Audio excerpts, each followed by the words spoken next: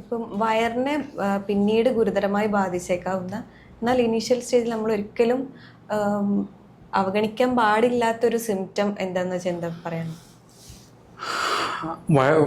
വയറെന്ന് പറഞ്ഞാൽ ശരിക്കും പറഞ്ഞാൽ നിരവധി അവയവങ്ങൾ ഉൾക്കൊള്ളുന്നൊരു ഉം, ഒരു ഏരിയയാണ്. അപ്പം അതിനകത്ത് ലിവറുണ്ട്, അന്നനാളമുണ്ട്, ആമാശയമുണ്ട്, ചെറുകുടലുണ്ട്, പാൻക്രിയാസ് ഉണ്ട്, പിത്തസഞ്ചി ഉണ്ട്, പിത്തക്കുഴലുണ്ട്, പ്ലീഹയുണ്ട്, വൻകുടലുണ്ട്, മലാശയമുണ്ട്. അങ്ങനെ വിവിധ തരത്തിലുള്ള അവയവങ്ങളുള്ള, അപ്പോൾ ഓരോ അവയവത്തിനും പ്രത്യേകമായിട്ടുള്ള ലക്ഷണങ്ങളായിരിക്കും ഉണ്ടാകും. അപ്പോൾ അന്നനാളത്തിലുണ്ടാകുന്ന ലക്ഷണമൊന്നും ആയിരിക്കത്തില്ല ആമാശയത്തിലുണ്ടാകും. അന്നനാളം എന്ന് പറഞ്ഞാൽ ചെറിയൊരു കുഴലായത് കാരണം അവിടെ ചെറിയൊരു തടിപ്പുണ്ടായാൽ തന്നെ ആഹാരം ഇറക്കുന്നതിന് ബുദ്ധിമുട്ടുണ്ടാകും. ആമാശയത്തിന് അങ്ങനെയല്ല, വലിയൊരു അറയാണ്.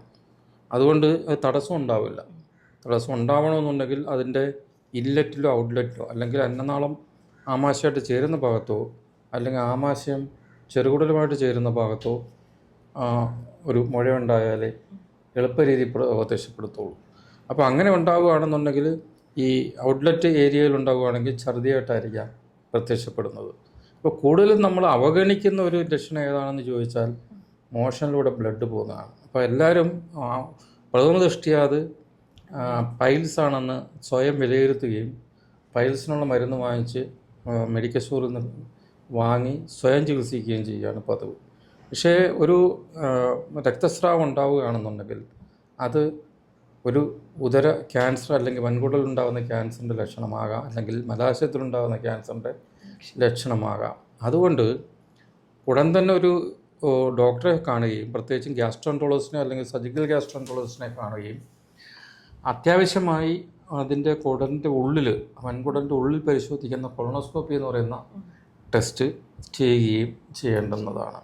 അപ്പോൾ അതുവഴി കുടലിൻ്റെ ഉൾഭിത്തി നിരീക്ഷിച്ച് അവിടെ രക്തസ്രാവം ഉണ്ടാവാൻ സാധ്യതയുള്ള അൾസറുകളോ അല്ലെങ്കിൽ കുരുക്കളോ അതല്ലെങ്കിൽ വളർച്ചയോ ഉണ്ടെന്നുണ്ടെങ്കിൽ അത് നീക്കം ചെയ്യാനുള്ള മാർഗം സ്വീകരിക്കേണ്ടതാണ്. അതാണ് കൂടുതൽ നമ്മൾ അവഗണിക്കുന്ന വിഷയങ്ങൾ. പിന്നെ പലരും ഗ്യാസാണ് എന്ന് പറഞ്ഞിട്ട് സ്വയം ചികിത്സ നടത്തുന്നുണ്ട്. ആമാശയത്തിൽ ഒരു അൾസറാവാം അല്ലെങ്കിൽ ഒരു ക്യാൻസർ ആവാം. അപ്പോൾ അതൊക്കെ രോഗലക്ഷണങ്ങളാണ്, രോഗമെന്ന് പറയാൻ പറ്റില്ല. അപ്പം നമ്മൾ ആ രോഗലക്ഷണങ്ങളെ ചികിത്സിക്കാതെ രോഗം എന്താണെന്ന് കണ്ടുപിടിച്ച് അത് ചികിത്സിക്കേണ്ടതാണ്. പിന്നെ പിത്തക്കുഴലൊക്കെ ഉണ്ടാകുന്ന തടസ്സങ്ങളാണെങ്കിൽ, അല്ലെങ്കിൽ പാൻക്രിയാസിൻ്റെ ഹെഡ് റീജിയൻ അല്ലെങ്കിൽ തലഭാഗത്തുണ്ടാകുന്ന തടസ്സങ്ങൾ, അത് ക്യാൻസർ ആവാം, ക്യാൻസർ അല്ലാത്ത തടസ്സങ്ങളാകാം.